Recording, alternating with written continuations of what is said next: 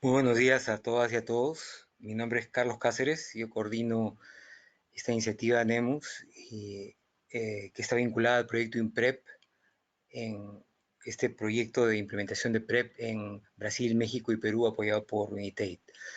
En esta ocasión nos vamos a enfocar en el marco de monitoreo de servicios relacionados con el VIH y las ITS para el grupo de población clave en América Latina y el Caribe. ¿Qué podemos decir para introducir ese tema? La mejora de la disponibilidad y cobertura de los servicios de VIH e ITS dirigidos a grupos de población clave necesita el apoyo de sistemas de monitoreo que sean sostenibles y se adapten a las necesidades de los países de la región, ¿no? Para los servicios de PrEP, la OMS recomienda un conjunto de indicadores de monitoreo también. En ese sentido, y de forma más integradora, la OPS ha elaborado este documento, nuevamente marco de monitoreo de servicios relacionados con el VIH y la ITS para grupos de población clave en América Latina y el Caribe, ¿no? En este documento se introduce un sistema novedoso de monitoreo de servicios de prevención trazadores, incluida la PrEP, enmarcados en el continuo de servicios de prevención del VIH, ¿no? En este marco, el impacto de los servicios de VIH en los grupos de población clave se determina según el porcentaje de personas negativas que se mantienen libres de VIH. Para presentar, ¿no?, y hablar sobre este tema, ¿no? Tenemos el gusto de tener hoy día con nosotros a la doctora Mónica Alonso, ¿no? La doctora Alonso, Mónica es médica con maestría en salud pública por la Escuela Nacional de Sanidad de España y doctorado en epidemiología por la Universidad Autónoma de Madrid. Actualmente es asesora regional de información estratégica en VIH, ITS, hepatitis virales y tuberculosis en la OPS en Washington. Entonces ella va a estar con nosotros hoy día, vamos a tener su presentación, ¿no? Y al final, ¿no? Digamos, porque estas sesiones duran una hora, en los últimos 15 minutos aproximadamente, vamos a tener tal vez la posibilidad de responder preguntas que puedan hacer ustedes por el chat, ¿no? En la ventana de chat que está hacia la derecha. Asimismo, si no logran ver la presentación en vivo, esta presentación se graba y se sube luego a nuestro canal de YouTube. Así que, sin más que decir, tengo ahora el agrado de dejar con ustedes a la doctora Alonso, a Mónica. Mónica, por favor. Muchísimas gracias, Carlos. Buenos días a todos y todas. Es realmente un placer estar aquí con ustedes y presentarles esto que hemos venido trabajando a nivel regional y también con algunos países que, como ya les mostraré, con bastante éxito. Entonces, como comentó Carlos, la idea de desarrollar este marco de monitoreo era porque nos parecía que había una necesidad de mejorar la cobertura y la calidad de los servicios para grupos de población clave. Y para ello, qué mejor que realmente medir lo que estamos haciendo para poder luego ver cuáles son las brechas y ver cómo se va a mejorar, ¿no? Entonces, yo en esta presentación les voy a presentar de qué hablamos cuando nos referimos a este marco de monitoreo, exactamente qué es y cómo se ha ido implementando y algunas lecciones aprendidas en los países, ¿no? Entonces, aquí tenemos la tapa, es un documento, ya justo tengo encima de mi mesa las primeras versiones impresas y también se puede encontrar en la web de la OPS. Pero vamos a estar mandando ejemplares a los países y también si ustedes desean tener ejemplares solo tienen que mandarme un correo electrónico y encantadísima también les hacemos llegar versiones impresas, ¿no? Entonces, en este marco se establecen estos indicadores para servicios tanto de prevención como de atención para VIH y ITS para las poblaciones clave, ¿no? Y como dijo Carlos, o sea, nuestro punto final sería para las personas que son VIH positivas, pues que se mantengan con carga viral suprimida, como ya hemos, digamos, ido trabajando desde hace años.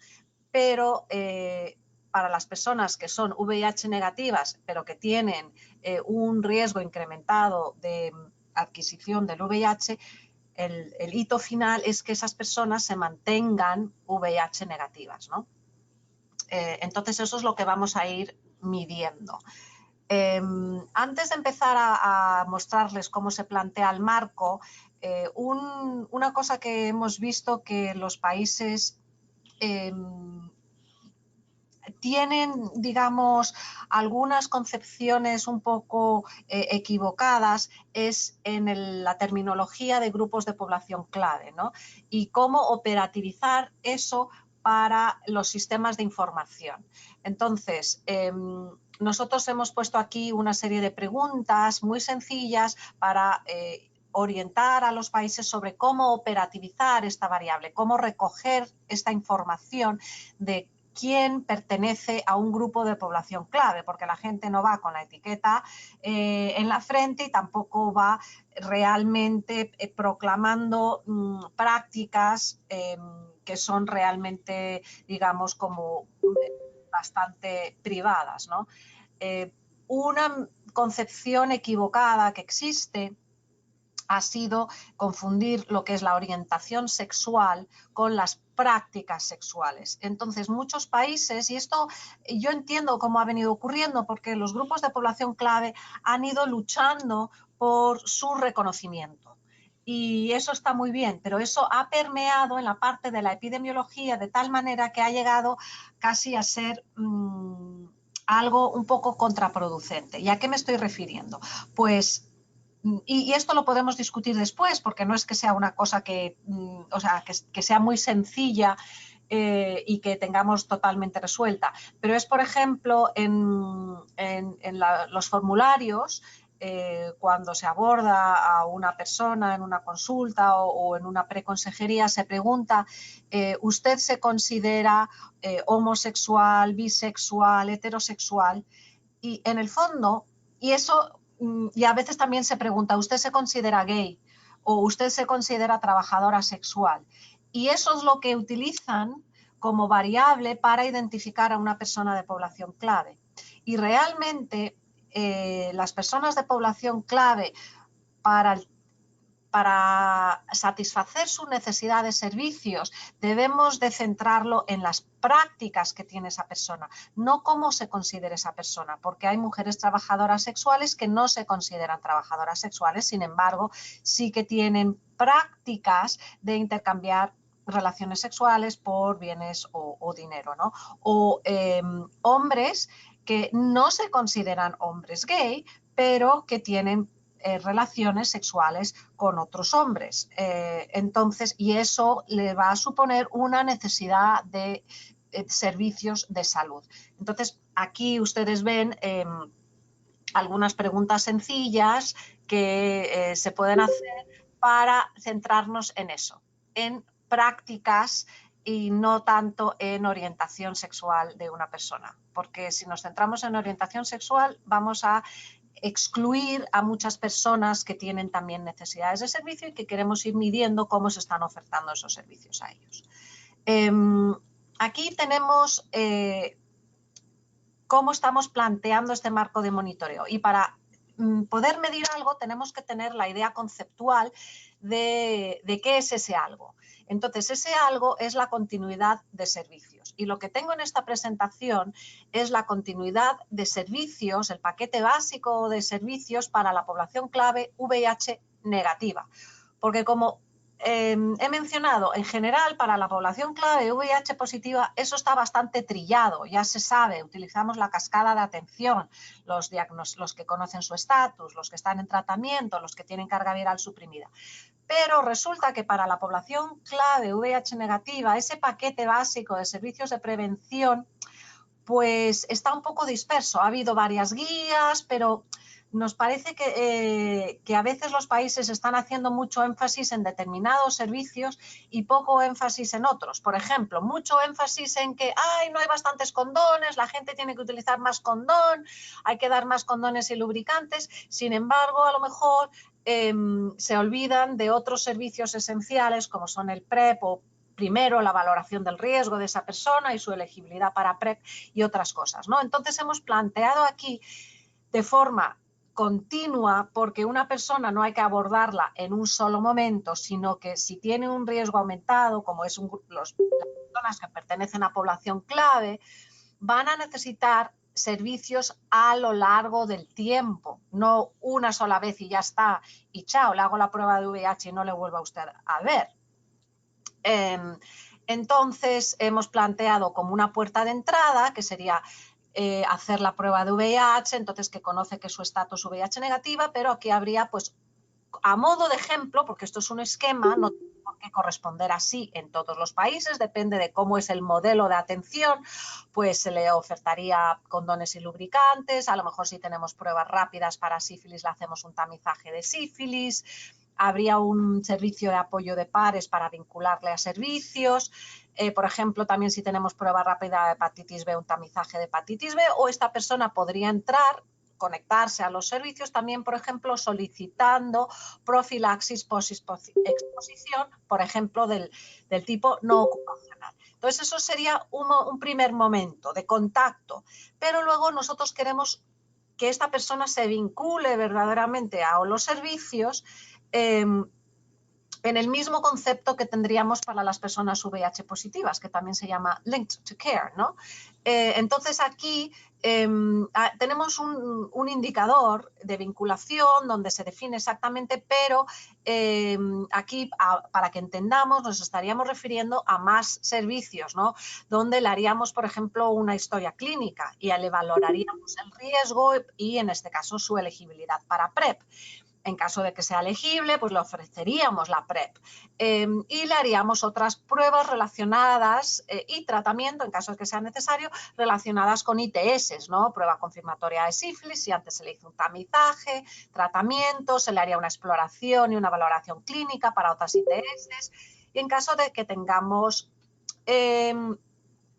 pruebas diagnósticas, pues podría ser, por ejemplo, tamizaje para gonorrea, y en el caso de que se le haya tamizado para hepatitis B y fuese negativo, pues se le ofertaría la vacuna de hepatitis B, ¿no? Al menos la primera de las 3 dosis. Después, esta persona continuaría vinculado, estaría en seguimiento, y hemos puesto aquí un punto de corte a los 12 meses, porque generalmente en las cascadas de atención todo se mide a los 12 meses. Evidentemente, para PrEP, esos momentos de seguimiento no van a ser a los 12 meses, va a ser más frecuentemente, va a ser cada 3 meses. Y si no es usuario de PrEP, pues dependiendo también del riesgo, muchos países invitan a la persona a volver cada 6 meses, etcétera. Por lo tanto, medir esto a los 6 meses, a los 12 meses, tiene sentido, pero la medición puede realizarse de forma más corta en el tiempo, ¿no?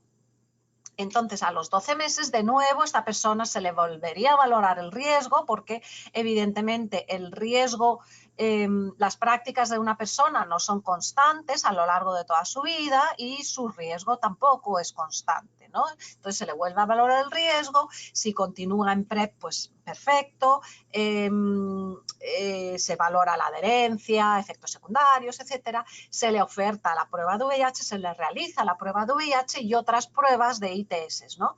Y el hito final relacionado a este momento es que esta persona se mantiene libre de VIH a los 2 meses. Eso es la parte conceptual de cómo se ofertarían estos servicios. Evidentemente, una persona de población clave necesita muchos más servicios de los que hemos puesto aquí. Aquí hemos elegido unos servicios trazadores como esenciales, pero no quiere decir que los otros no sean necesarios, ¿no?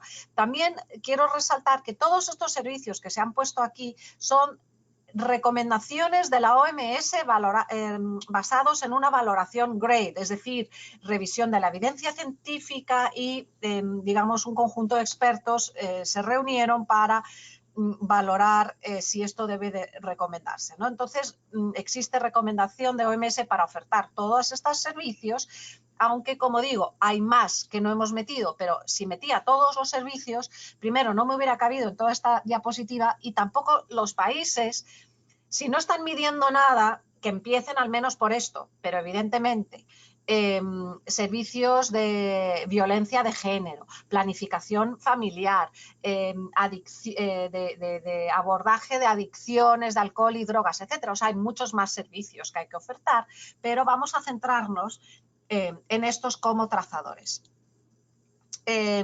Aquí está la diapositiva de cómo se hace la evaluación de riesgo sustancial de infección por el VIH, que hemos tomado exactamente la que ustedes deben de conocer mucho mejor que yo, que es la de evaluación para una persona, para la elegibilidad para PrEP, ¿no? De que un individuo pertenezca a un grupo con una incidencia aumentada de VIH y además si en los últimos 6 meses presenta alguno de estos factores de riesgo, ¿no? Entonces, dicho eso, aquí tenemos cómo planteamos el marco de monitoreo y luego tengo una diapositiva específicamente sobre cómo estamos viendo el PrEP en esto. Entonces, piensen que vamos a tener una estimación de la población clave, ¿no? Por ejemplo, una estimación en el país de HSH, que ese sería el primer pilar. ¿Cuántos HSH existen en mi país? Porque evidentemente tengo que planificar y ofertar servicios para este grupo de población.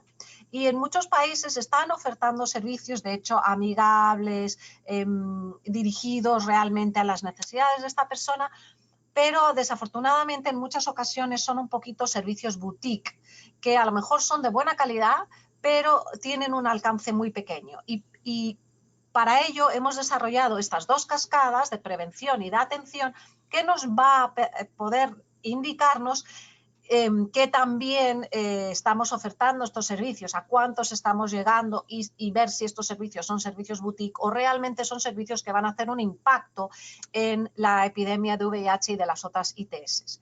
Entonces, de esta estimación de mi población clave, yo voy a tener algunos que son VIH negativos y otros que son VIH positivos. Y eso yo lo puedo medir igualmente. De acuerdo que no es perfecto, pero en general todos los países tienen, digamos por caso, estamos en este caso HSH, tienen una estimación de HSH en su país, pero también tienen estudios de prevalencia de VIH. Entonces tú multiplicas esa prevalencia por tu estimación de HSH y te da, grosso modo, una valoración de cuántos de esa estimación serían VIH positivos y cuántos serían VIH negativos. Entonces, el segundo pilar es, digamos, nosotros tendríamos que ofertar la prueba como mínimo cada año y de hecho la OMS recomienda cada 6 meses, ¿no? Entonces, como mínimo, una persona HSH tendría que hacerse la prueba de VIH cada 12 meses, a no ser que sea VIH positivo conocido ya. Y a esos, digamos, los diferentes colores de la barra. Tendríamos los testados en los últimos 12 meses que son con las rayas diagonales. Todos esos son testados. Algunos me darían positivo, que serían las rayas diagonales rojas, y las rayas diagonales azules son los que me darían negativos. Esos son de los testados de ese año. Y luego tengo mi cuadrito rojo, que serían los que ya eran VIH positivos conocidos, ¿no? Entonces, ese es el primer pilar de la cascada de prevención, que tengan prueba de VIH en los últimos 12 meses. En la cascada de arriba sería evidentemente que conoce, persona de población clave que conoce su estatus. El siguiente pilar es que estén vinculados a servicios de prevención o de atención, evidentemente para la cascada roja sería de atención y la cascada azul de prevención sería vinculados a servicios de prevención. En el documento ahí detallamos, como les digo, exactamente qué se considera. El país puede adaptarlo de acuerdo a su modelo de servicios, pero sería, además de tener la prueba de VIH, que tenga algún como indicador un poco duro de que está en un servicio de atención, es decir, que se le haya abierto una historia clínica, que se le haya hecho una valoración de riesgo, que se le haya ofertado alguna otra prueba de ITS que normalmente es la sífilis, que se le haya ofertado PrEP, puede ser cualquiera de las anteriores. Entonces eso se considera vinculado. De esos vinculados, ¿cuántos están en seguimiento a los 12 meses? Y como les volvemos a hacer la prueba de VIH, que eso es lo que se llama que esté en seguimiento, que me hayan vuelto a los 12 meses, pues de nuevo tendríamos de todos estos que estaban libres de VIH, los que me siguen siendo azules, o sea, siguen manteniéndose libres de VIH, y los rojitos, los de raya diagonal rojita, son los que me habrían seroconvertido, se me habrían infectado durante esos 12 meses, ¿no? Y en el último hito, realmente esta última barra tiene que ser de la misma altura de la anterior, porque ya lo he dividido, pero bueno, serían los que se habrían mantenido libres de VIH a los 12 meses, ¿no? Aquí les presento el modelo de cómo sería esta cascada según las personas tomen o no PrEP. Entonces tendríamos el primer pilar, que sería el de las estimaciones, luego son los que tendrían prueba de VIH en los últimos 12 meses, los vinculados, ahí tendríamos la valoración de la elegibilidad para PrEP, y ahí tomarían, digamos, se le ofertaría PrEP, ¿no? De hecho, en los vinculados se podría añadir ya cuántos estarían tomando PrEP, o sea que se podría, digamos, dividir por el morado y el gris, que es lo que vamos a ver en el siguiente pilar, ¿no? Que sería número y porcentaje de población clave en seguimiento en los 12 meses. Les habríamos hecho una valoración de riesgo, ¿no? Entonces, los que tienen riesgo sustancial es el grupo morado y los que no tienen riesgo sustancial es el grupo gris. Realmente, son cifras inventadas. Hemos puesto población clave sin riesgo sustancial con mucho gris. Realmente quizá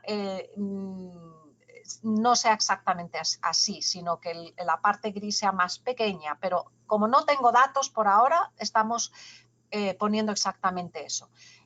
O sea, cifras, digamos, orientativas simplemente a modo ilustrativo.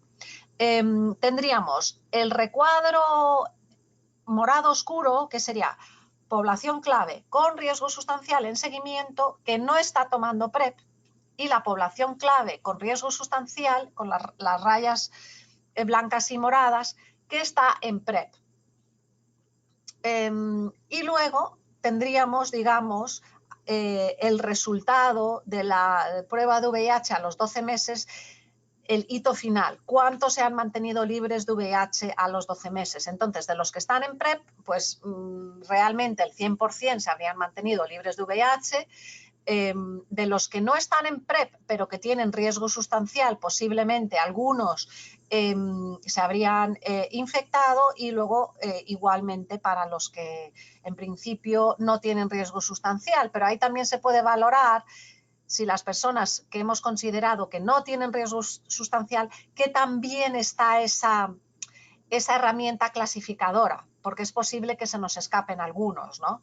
Entonces ahí también nos permite hacer ajustes a esas preguntas de clasificación de riesgo. Una cosa bastante importante en este contexto latinoamericano, en que muchos de los servicios de prevención son ofertados por organizaciones de la sociedad civil, es desglosar la cascada por el proveedor. Porque ahora mismo muchos de estos servicios provistos por sociedad civil dependen de fondos externos, por lo tanto tienen alta vulnerabilidad, ¿no?, debido a esta dependencia de financiación de donantes externos. Pero si logramos medir cuál es esta contribución y mostrárselo a los gobiernos para un futuro en el que no vaya a haber esa financiación externa, el gobierno puede tener datos fehacientes en los cuales basarse para hacer esa inversión, no solamente por palabrería, no solamente porque es evidente de que la sociedad civil, estas organizaciones van a tener un mejor acceso a estos grupos de población clave, pero también se puede demostrar con datos, que muchas veces para los ministros de finanzas pues les es muy importante, ¿no? Entonces, aquí tenemos un ejemplo de cuál es la contribución del Ministerio de Salud, de los tamizados, los que tienen la prueba de VIH en los últimos 12 meses y son negativos, y cuál es la contribución de sociedad civil, vinculados en seguimiento y los que continúan libres, ¿no? Eso dependerá en cada país. A veces la sociedad civil no tiene servicios de salud más allá de lo que es el tamizaje, pero bueno, hay otros que sí que tienen servicios de salud. Entonces este sería un ejemplo que sería interesante poder desarrollar.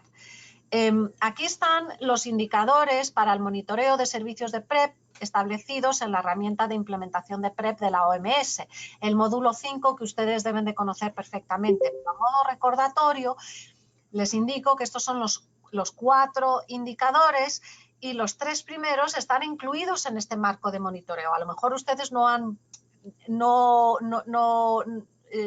insistido bastante, pero el porcentaje de personas elegibles que iniciaron PrEP en los últimos 12 meses está incluido. Es decir, yo en las diapositivas anteriores me he centrado mucho en que ustedes entiendan cómo estamos planteando la cascada, etcétera. Pero en este marco de monitoreo hay otros indicadores adicionales y desgloses adicionales que se establecen dentro del marco, es decir, qué porcentaje, por ejemplo, de personas de población clave se ha realizado el tamizaje de sífilis, qué porcentaje de población clave se le ha hecho valoración del riesgo. Entonces, para saber cuántas personas elegibles iniciaron PrEP, primero tenemos que saber, ese sería el denominador, ¿no? Las personas elegibles, y el numerador serían los que iniciaron PrEP. Por lo tanto, necesitamos saber el denominador. Para eso tenemos que saber cuántas personas se le ha hecho una valoración del riesgo y de esas, cuántas son elegibles. Entonces, gracias a eso podemos construir el primer indicador, ¿no? El siguiente es cuántos se mantienen en PrEP, ¿no? Durante los primeros 3 meses, porque evidentemente ese es el momento en que más pérdidas hay. Aunque esto se puede ir midiendo según estamos planteando la cascada, evidentemente se mide a lo largo del tiempo. Luego el tercero es el porcentaje que iniciaron PrEP y que se lo convirtieron a VIH positivas, que la idea es que sean mínimos a no ser que no haya buena adherencia, pero eso sería exactamente parte de lo que hemos planteado en la cascada. Y el último sería el de toxicidad a medicamentos, que no se ha incluido aquí porque realmente hemos incluido solamente servicios trazadores, pero evidentemente hay que hacer monitoreo de toxicidad de medicamentos, ¿no? Como les comento, esta es la cascada de prevención, solo que con una imagen un poquito diferente. En azul son los hitos que vamos a medir. En verde son los indicadores principales de la cascada. Y en recuadros azules son los indicadores adicionales que les estaba comentando, que también se incluyen en el marco de monitoreo como indicadores importantes para ir valorando la calidad de los servicios, además de la cobertura, ¿no? Y entonces aquí, como en un fondo azul clarito, no sé si ustedes lo ven, tenemos, por ejemplo, el porcentaje de población clave, VIH negativa, con una valoración del riesgo, que lo primero tenemos que saber a cuántos estamos alcanzando con esa valoración del riesgo. De esos obtendríamos, como dije, los elegibles, que sería el siguiente de debajo, que no es tan azulito, pero sería porcentaje de población clave, que es VIH negativa, que tiene riesgo sustancial, o sea, elegible para PrEP. Aquí está puesto como porcentaje, pero necesitamos el número y el porcentaje, y el número, evidentemente, sería el denominador de este de más abajo, que es el porcentaje de los elegibles que inició PrEP. Y también tenemos el número que recibió PrEP, este es el número que recibió PEP, y también el número que recibió PrEP, y luego el porcentaje que sigue en PrEP 3 meses seguidos, ¿no? No he destacado en los que están libres de VIH a los 12 meses, pero ese sería un desglose en usuarios de PrEP y no usuarios de PrEP, este de arriba, ¿no? Por número y porcentaje de población clave libre de VIH a los 12 meses. Pero esto es muy útil porque sirve también para ver con una perspectiva más grande la contribución de PrEP, ¿no? Porque tú tienes todo un grupo de población clave. Tienes los que reciben PrEP, muestras cómo esos se están manteniendo libres de VIH, y tienes ese otro grupo que tú estarías mostrando exactamente lo que realmente está ocurriendo en ese otro grupo, ¿no? Por lo tanto, tiene interés como para corroborar también los beneficios de PrEP a mayor escala, ¿no? Aquí no voy a entrar mucho en ello para no alargarme más, pero simplemente mostrarles que también se tiene, digamos, la cascada de los VIH positivos, de población clave. Recordarles que también era muy importante, ¿no?, el tratamiento y el inicio temprano, y por eso tenemos el número y porcentaje de población clave en TAR a los 7 días de diagnóstico, porque eso es fundamental también como herramienta de prevención, pero hay algunos otros indicadores que no me voy a centrar. Y mostrarle, por último, unas experiencias de país. Aquí tenemos el ejemplo de Bolivia, que fue el primer país en desarrollar esta cascada de prevención. Esto fue presentado en la Conferencia Internacional de SIDA en México este año. Y Bolivia todavía no ha implementado PrEP. Entonces, su cascada todavía no tiene estos desgloses. Pero les muestro qué es lo que hicieron, ¿no? Esto es la cascada de HSH. Tienen estimados como 25.000 HSH, ¿no? Sería el primer pilar, la estimación de HSH. Ah, no, perdón. Tienen como 25.000 HSH y de los cuales a esos se les ha restado los que son VIH positivos y nos hemos quedado con los VIH negativos estimados. 24.697. De esos, ellos tamizaron el año pasado 6.300, o sea, un 26% del total de los estimados, que realmente parece poco, pero no está mal. Piensen tamizar a una cuarta parte de todo un grupo poblacional, ¿no? Y estos son de los que fueron identificados. Gracias a esto, uno puede decir, puede también establecer metas. Ah, pues este año tengo un 26%, al año siguiente quiero alcanzar un 30 o un 35, ¿no? Ir aumentando. De ahí que mantuvieron vinculados un 24%. Sin embargo, tienen un gran problema en los retenidos, porque no estaban enfocándose en que esas personas volviesen a mantenerse, digamos, en servicios de VIH e ITS. Por lo tanto, de los 5.800 al año solo les volvieron 1.000, un 4% les volvieron, del total de los HSH estimados. Pero de estos 963, 922 continuaron libres de VIH a los 12 meses. Es decir, se les infectaron un 4%, es decir, una prevalencia bastante alta, que realmente sería una incidencia, ¿no?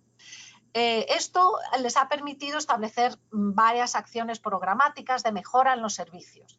Y en el lado de la derecha es la misma cascada, solo con un punto de vista, una perspectiva más programática. Es decir, quitando el primer pilar de los estimados, están viendo a los que alcanzaron, o sea, a los que fueron tamizados, fueron contactados en un primer momento, contactaron a 6.300 HSH. De ellos vincularon al 92%, de los cuales al año les volvieron 15%, lo cual ahí tienen... También esto tiene que ver con algún tipo de financiación, en que la financiación se daba por persona contactada y no se daba por persona retenida o en seguimiento. Por lo tanto, aquí existe una gran brecha, porque estas son personas que necesitan servicios de salud. ¿Y cómo lo sabemos? Pues fíjese usted que aquí se les han infectado, de estos 963, pues se les han infectado el 4% que les estaba comentando anterior, ¿no? Ahora Bolivia está planificando introducir PrEP y entonces podrán hacer el desglose por PrEP y ver cuánto los que están en PrEP se les están infectando, que en principio sería ninguno, y lo que está pasando con los otros, ¿no? Aquí, igual Paraguay, también hizo sus 3 cascadas por HSH, mujeres trabajadoras sexuales y mujeres trans. De los HSH también tuvieron, bueno, una brecha muy grande respecto a los tamizados, pero también respecto a los retenidos. Fíjense, porque estaba pasando lo mismo, la financiación iba por persona contactada, entonces contactaron como a 5.000, a esos les tamizaron. De esos 3.400 se les ofertó, recibieron más servicios de salud, no solo una prueba de VIH, pero solo se mantuvieron en servicios de atención 153, realmente un gran problema, ¿no? Y esto ya estoy viendo que no está a escala, pero bueno. Y de esos se les cero convirtieron 6.5%, o sea, un porcentaje súper alto. Es posible que aquellos que realmente volvieron son aquellos que tuvieron más preocupación y posiblemente más riesgo, de que ellos ya pensaban que habían tenido algún encuentro, alguna práctica de riesgo, y por eso la prevalencia y la incidencia, en este caso, es tan alta, ¿no?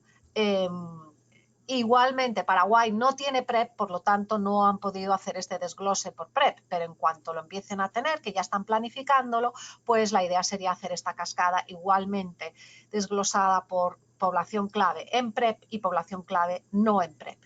Igualmente, para las mujeres trabajadoras sexuales se les infectaron un 2% y para mujeres trans, como el número era tan pequeño, pues no hubo ninguna seroconversión, pero realmente es que tienen un gran problema con el seguimiento. Y ya por último, pues, ¿qué nos sirve esta forma de medir y esta visión, ¿no? Pues permite medir la cobertura y calidad de servicios, primero con datos rutinarios. Yo he insistido mucho siempre en los datos rutinarios porque nos parece que así los países pueden tener datos de forma más frecuente y corregir casi muy en vivo los servicios. Evidentemente, con encuestas biocomportamentales también se pueden construir estas cascadas y se pueden comparar los porcentajes que salen tanto con las encuestas como con los datos rutinarios. También permite mejorar la calidad de los datos. Esta información sí que ha generado cambios en la provisión de servicios porque, por ejemplo, estos dos países han implementado estrategias para mantener a las personas en los servicios y también el medir esto ha fomentado la ampliación de la cartera de servicios para estos grupos de población y también, aunque no lo he mostrado, pero sí que está permitiendo medir la contribución de la sociedad civil. Y con eso termino. No sé si hay alguna pregunta, comentario, crítica, sugerencia. Gracias. Muchas gracias, Mónica. Creo que fue una excelente presentación que plantea, yo diría, un tema de importancia, sobre todo en la gerencia. Pero creo que mucha de la gente que ha solido seguir estos webinars tiene vinculación a programas, ¿no? La vez pasada tuvimos a muchos usuarios individuales o interesados en usar PrEP a demanda, ¿no? Entonces eso tuvimos a gente un poco diferente, ¿no? Un público más amplio, pero de hecho creo que un tema que resulta de particular interés porque este tema de definición de qué es lo correcto en un programa, cuál es la amplitud de los servicios y la calidad de los servicios está cambiando. Entonces, no necesariamente esa conciencia de que está cambiando está en todo el mundo. Entonces, hay que cambiar la forma de medir el éxito de los programas, ¿no? Hay que ampliarla. Y creo que a eso te has referido, eso es lo fundamental, ¿no? Entonces, allí, con algunas preguntas, de hecho, por favor, si tienen preguntas, utilicen la ventana de chat y escríbanlas allí, ¿no? Mientras tanto, yo tengo algunas para comenzar. Ahí veo que ya hay una pero digamos, servicios trazadores, la definición la diste, digamos, entre líneas, ¿no? Son los servicios principales, los servicios clave, ¿no? A eso te refieres con servicios trazadores.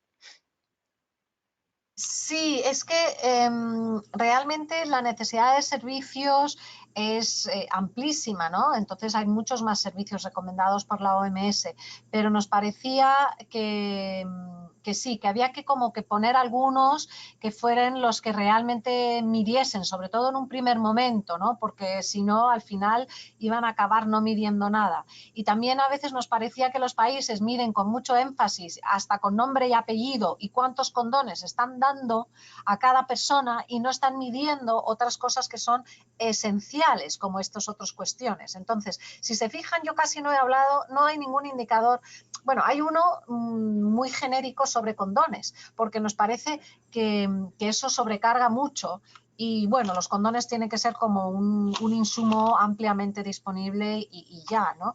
Pero hay otros servicios que son fundamentales.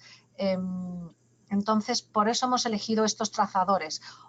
Podría haber críticas o necesidad de incluir otros como trazadores. O sea, esto es como un modelo inicial y que estamos viendo cómo está funcionando en los países. Cuando avancen más, pues también se pueden ir cambiando, igual se cae alguno o entra otro. Esto es lo mismo que cuando en el año 2012 hicimos la cascada de atención. En que había quizá más pilares y ahora nos estamos centrando sobre todo en los 3 pilares más importantes, ¿no? Entonces, por eso quizá tengamos estructura que hemos montado de servicios trazadores. Con respecto a lo de PrEP a demanda, eso es muy buena observación y no he comentado, pero evidentemente esto, cuando lo construimos, era justo a principio de año y no metimos nada de PrEP a demanda, pero tienes razón que esto los países podrían desagregar también en que si la persona toma PrEP de forma continua o PrEP a demanda, o como tú dices, habría personas que no entran dentro de la clasificación de riesgo sustancial, pero que están tomando PrEP a demanda, pero igualmente, o sea, esto... Primero, son servicios que estamos ofertando, medicamentos que la gente está tomando, dinero que estamos invirtiendo. Esto hay que medirlo y es la salud de la persona. Queremos saber cuán efectivos son nuestros servicios. Por lo tanto, de manera sencilla se puede desglosar por las personas que toman PrEP a demanda, ¿no? Una cosa que no he comentado es que evidentemente esta visión longitudinal exige identificadores únicos de las personas y exige hasta cierto punto sistemas que en algún momento sean longitudinales, porque sistemas en papel costaría bastante reconstruir esto. Pero yo creo que en Latinoamérica nuestros países realmente, y en el Caribe también, están, digamos, en disposición de tener estos sistemas de este tipo, ¿no? Claro, hay varias, de hecho, varias preguntas ya, pero sobre lo que has dicho me parece que es importante repreguntarte, digamos, es obvio que las personas positivas necesitan un seguimiento de su terapia. Es obvio que las personas en PrEP necesitan un seguimiento del PrEP para la entrega de más fármaco, en fin, ¿no? Y para confirmar que la persona sigue siendo negativa. Pero, digamos, ¿hasta qué punto otros miembros de las poblaciones clave necesitan como que institucionalizarse y ser seguidos de una manera permanente por un sistema de salud, ¿no? Porque eso también es medicalizar la vida cotidiana y, bueno, o sea, en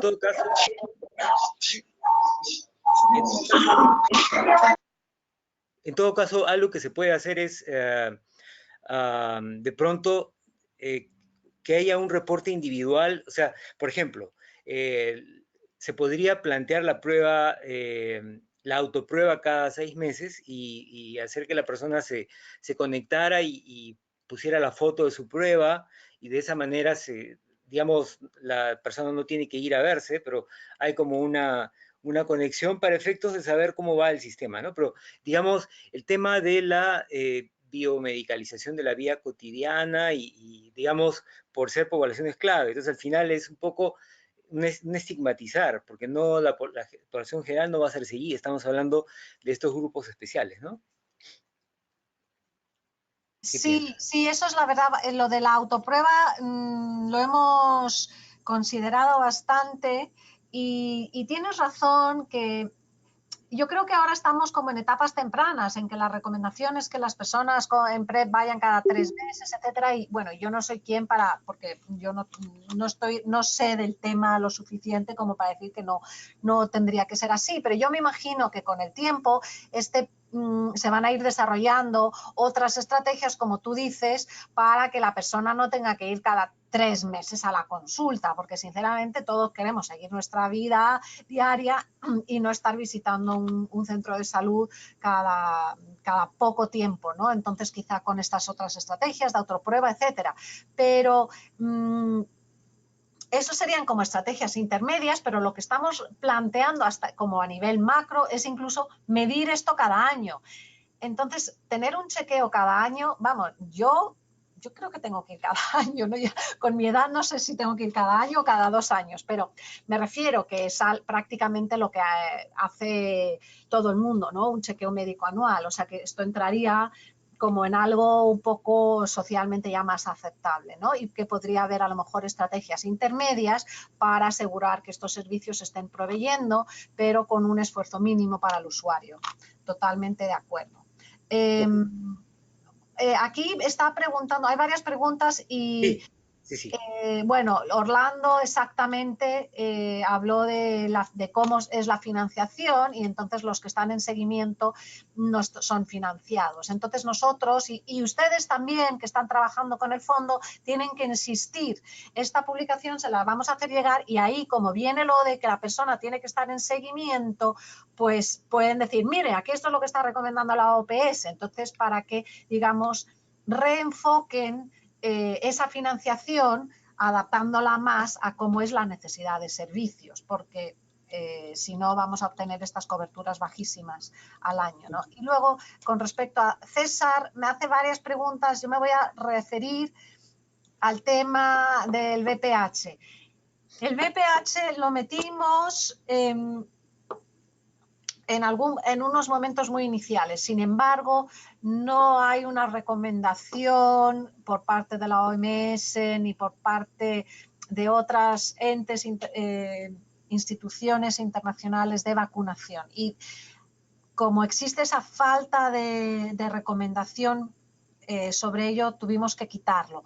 Pero evidentemente, si es una política pública o una práctica que se quiere llevar a nivel local, se puede incluir como indicador trazador, ¿no? Porque es una ITS importante.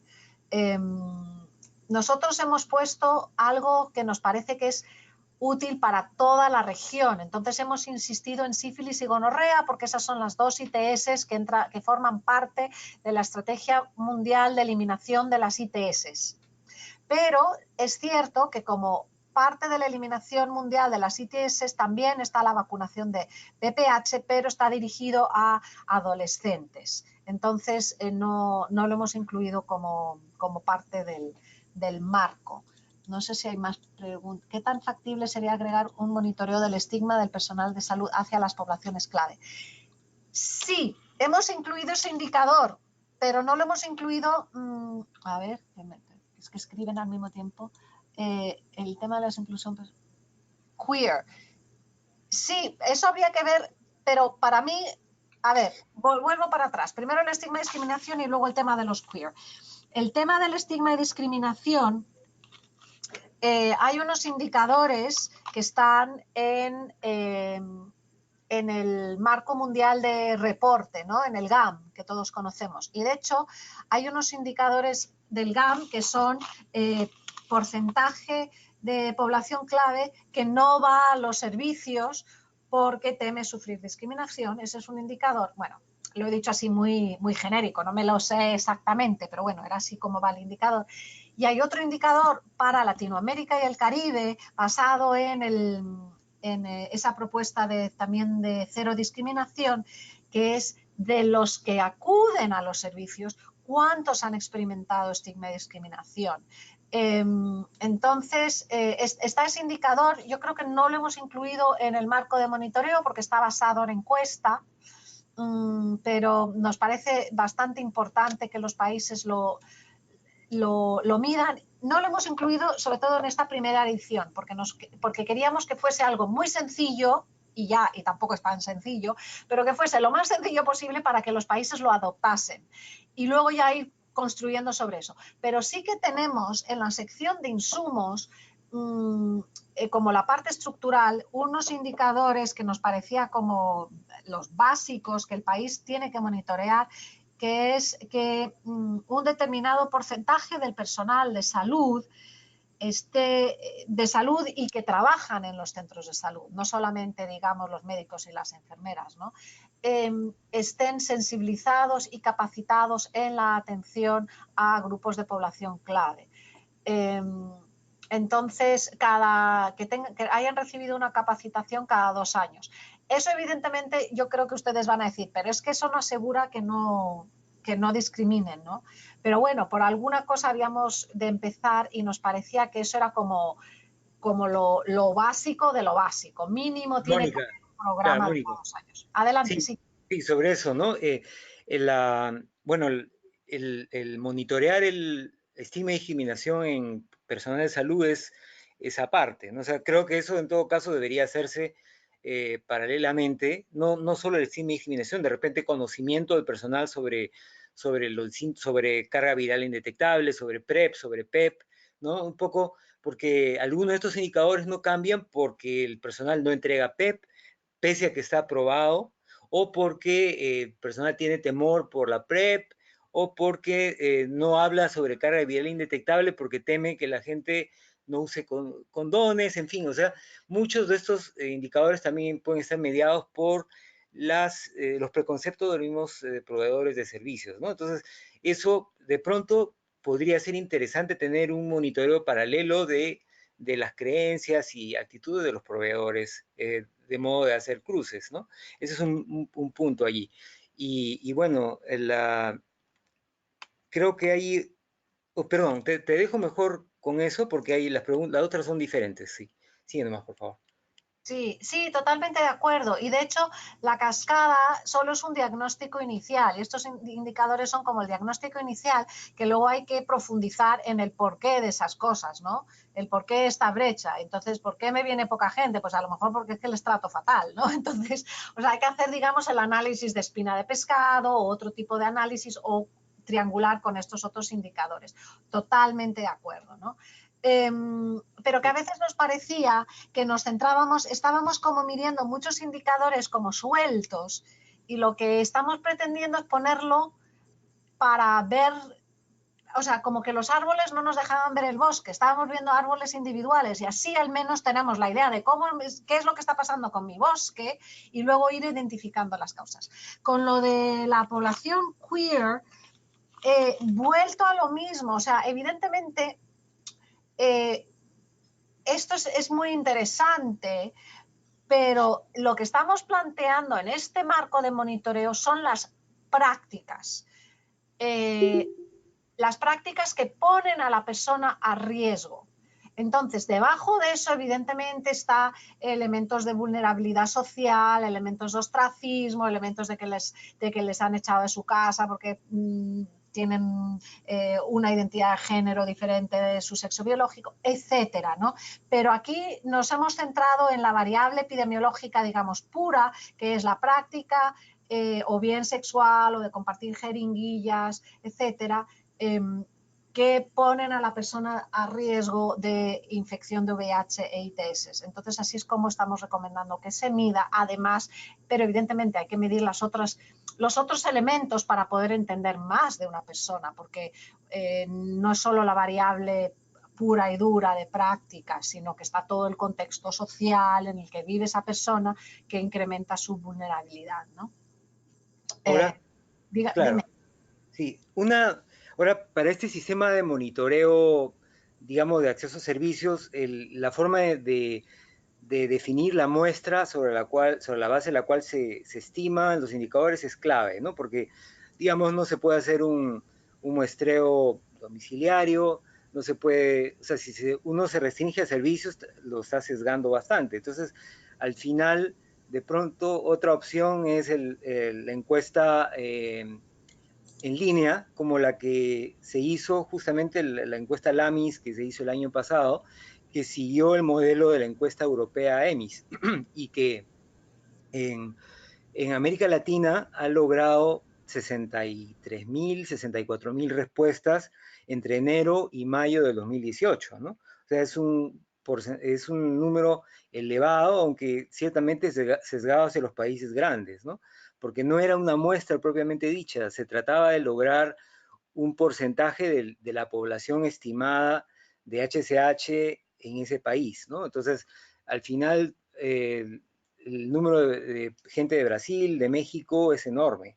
Y no, o sea, no hay una cosa balanceada, pero digamos, de pronto, variantes de encuestas online pueden servir, aunque, digamos, esto está ligado, por ejemplo, a programas de contactos por móvil que tienen motivación sexual. Entonces, al final, las personas que siguen estos programas van a ser más probablemente captadas por esto. O sea, creo que la forma de lograr la muestra más adecuada de personas negativas y también positivas, porque ahí se tiene que medir la cascada, ¿no? Pero en las negativas, lograr una visión digamos, cuánta gente está siendo cubierta por los servicios es algo que hay que estudiar metodológicamente.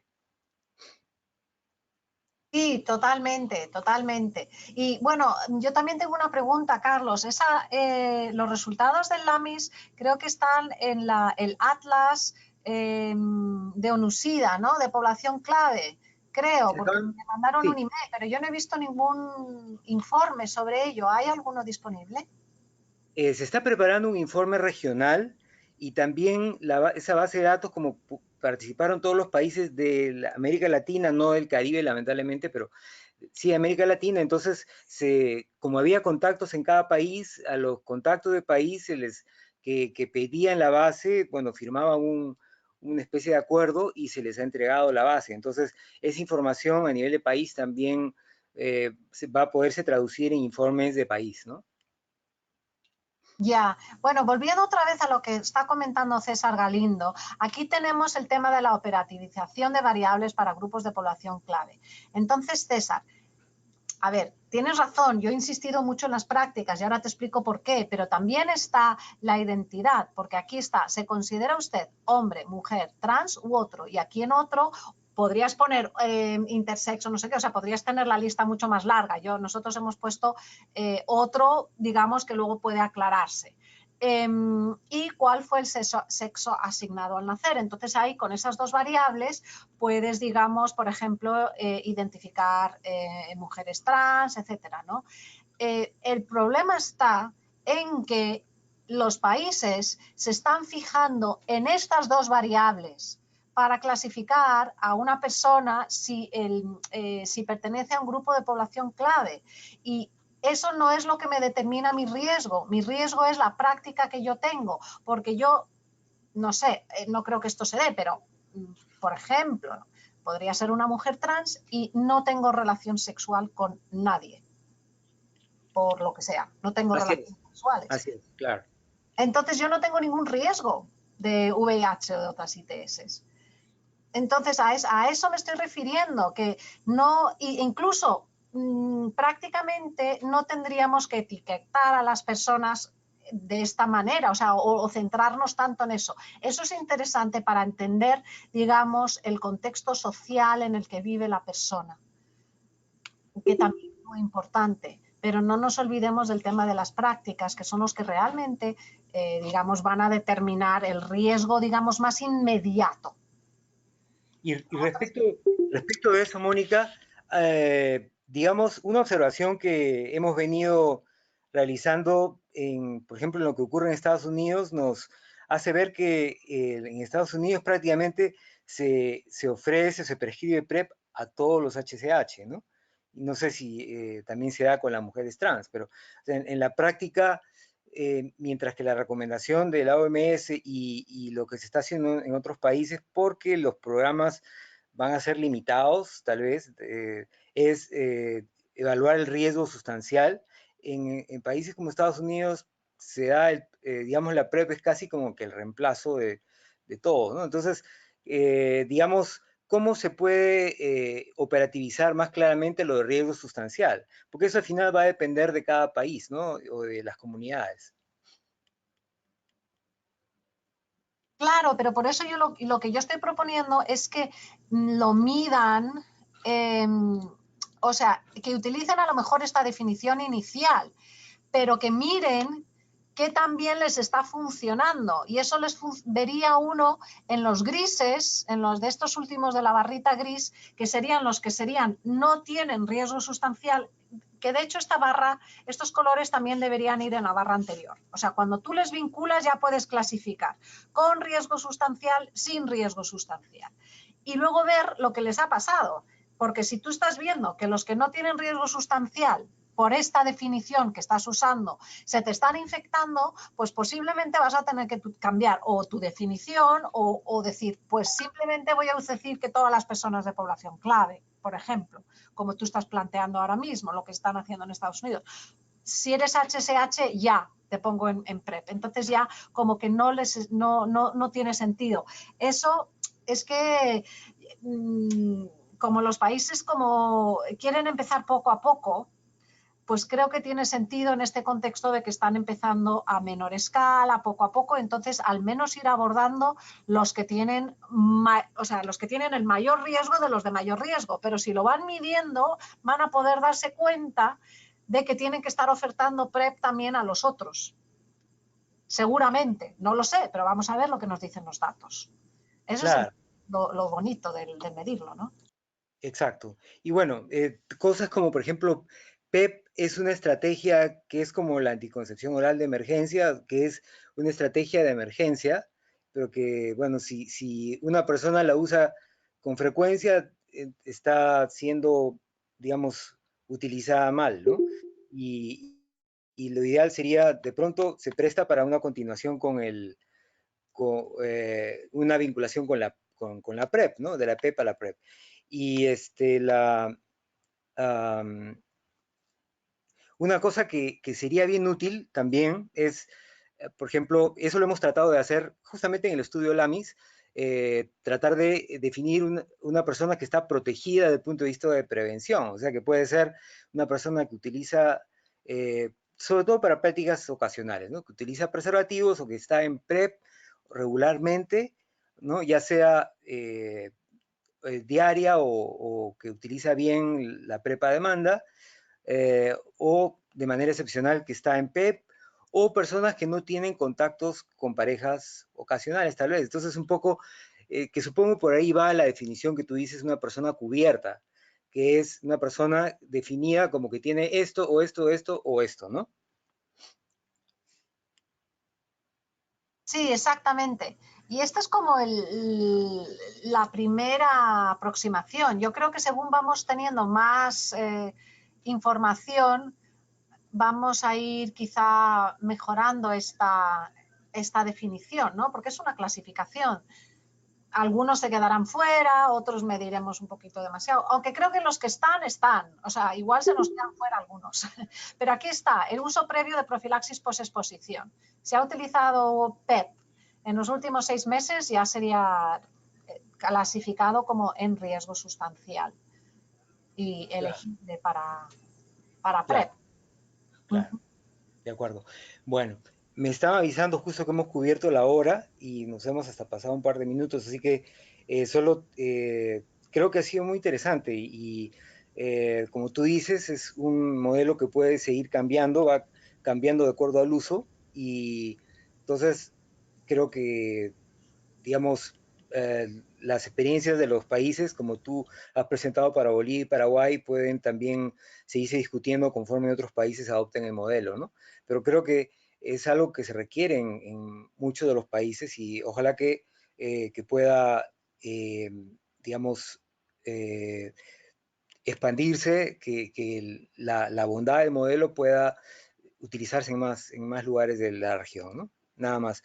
Bueno, Entonces, muchas gracias, Carlos, pero una cosita, solo de sí. comentar, porque hay además participantes de esos países, en el 2020 vamos a trabajarlo en Ecuador, el país ya ha dado el visto bueno, están interesados, por lo tanto también estaremos trabajando con Crimina, y también en Guatemala han incluido dentro de la financiación de FUBRAF la elaboración de la cascada de prevención, con lo cual también se estará trabajando en Guatemala, en Costa Rica, en República Dominicana y,